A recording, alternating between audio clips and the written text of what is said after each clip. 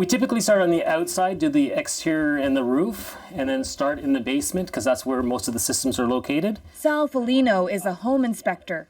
His job is to make sure new owners aren't hit with any nasty surprises or unexpected repair costs once they move in. What we're looking at here, we're looking at the different gauges of wires. FOLINO has formal training, prides himself on his work.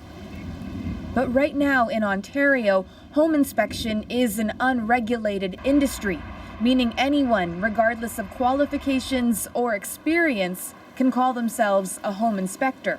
It's very scary because without the formal education or the standards, there are things that the potential inspector may not discover that would cost the buyer a lot of money down the road. That's something GLENDA HALLIWELL knows all too well.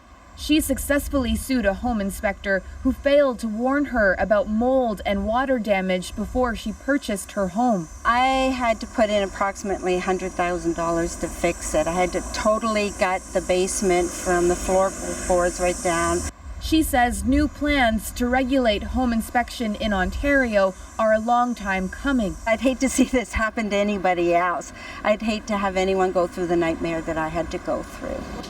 The province says the proposed legislation will require home inspectors to be licensed and overseen by an independent authority. What we are proposing in this legislation, and if passed, it would actually strengthen the consumer protection and at the same time even the playing field for the home inspectors. The legislation is expected to be introduced in the fall. If passed, Ontario will join Alberta and British Columbia as the only provinces in Canada to officially regulate the home inspection industry.